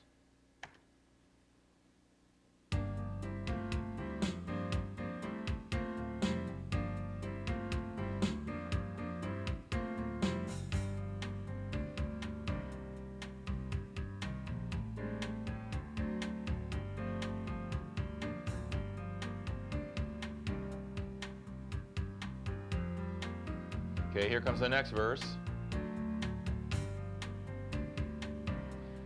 And it'll basically play the whole thing through in order. Now let's try a different arrangement. Move verse 1 out of the way and put a chorus in its place with verse 1 going where the chorus was.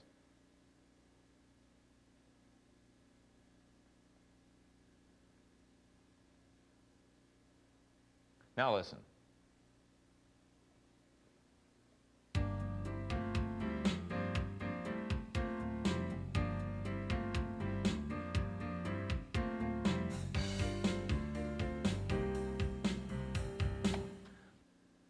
The possibilities are endless. You could assemble several songs with totally different arrangements.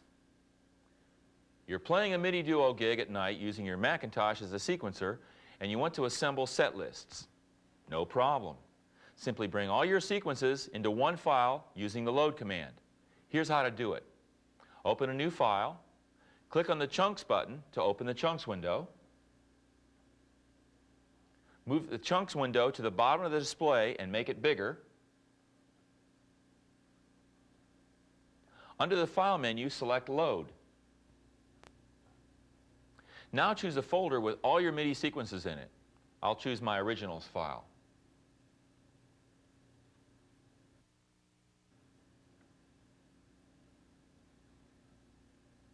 Now I'll choose a sequence Eddie's Home and click Open.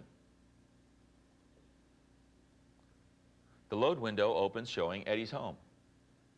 Click on Eddie's home to select it and click OK. Now it's in the chunks window. By the way, we can get rid of sequence 1 since there's nothing in it.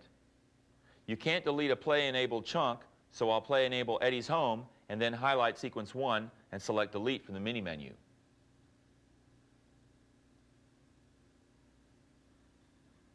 It's gone. Now go to the file menu and select load again. Select generic space. By clicking open or double-clicking on its name, you'll notice that it shows up as sequence 1. The reason for this is that it was never given a chunk name, but was instead saved with its name as the file name.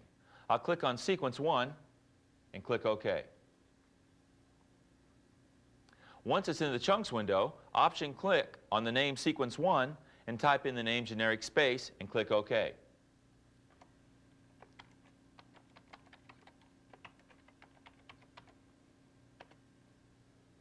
Now it's a chunk with a name. I'm going to load several more sequences into the chunks window to save you time. Now, as you see, I have 6 songs in the chunks window. They'll play back in any order I put them in. Let's say that you're using Performer as a live sequencer. In the chunks window, we see a list of songs to be played in a set. Just before I go up on stage, one of our fans asked that we play his favorite song first. Upon his depositing a crisp new $100 bill into the tip jar, it's time to rearrange the set order. No problem. All I have to do is to click-drag the chunk to its new position like this. I can now use the Cue Chunks and Chain Chunks buttons under the transport controls to decide how to play through the list. I can also play-enable chunks by cycling through all 6 chunks using the skip buttons in the transport control window. Finally, I can save this sequence playlist by going to the File menu, selecting Save As, and naming it, for example, Dinner Set. There are countless other uses for chunking, but due to time constraints, I refer you to the Performer Owner's Manual. So, after all this, let me try to help you understand what the word file means and what a chunks function is. A file is the document that you save onto your hard drive. When you save a sequence, you save it in a file that has a name. A file can contain many sequences. You can arrange sequences in song windows. Chunk is another word for either a sequence or a song. Just remember, a file is the thing that you save. Chunks are found within files.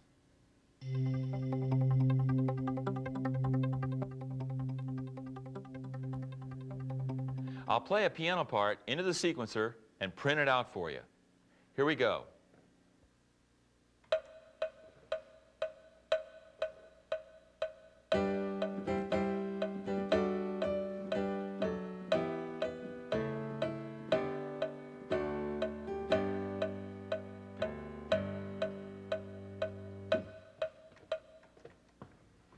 Now that it's on the track, go to the conductor track and set the key to G major. Insert a key change. G major. OK. Return. Close it up. All righty. Name the track. Piano. Return. Select the measures to be printed. Click on the track name. Under File, select Print Options. Title page. Now let's put in here my song. Composer. Lance Abair. And I can tell down at the bottom here that if we type 2 of these little A's, we'll get the date. We'll get 2 of those bad boys in there. Page options. Now, don't worry about a header or footer. Show full part names before first system. We'll go with that, but we will not show abbreviated part names before other systems. Okay, and let's have a measure number every 5 measures. And track options. split notes at C3, which is middle C. I can use the quantized tracks box to have Performer do it automatically, or I can uncheck this box and go into Performer to be even more selective. I'll check the box. Click OK.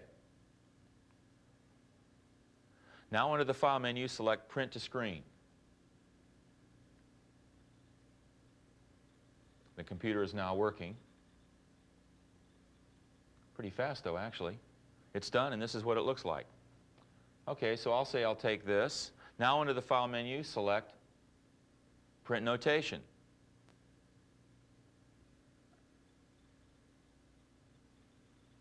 Okay, now it's doing its little work there. We'll hit Print. Gives us a little printout here, and we'll hit Print here.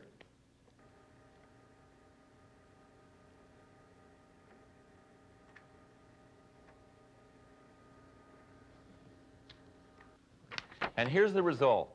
Fast and easy. If you have several tracks and you want to only print one, select the track you want printed and set the start and end measures in the edit bar. If you want more of a score format, select the desired tracks by shift-clicking on their names along with the start and end measures, and it'll print out several tracks down the page. It couldn't be easier.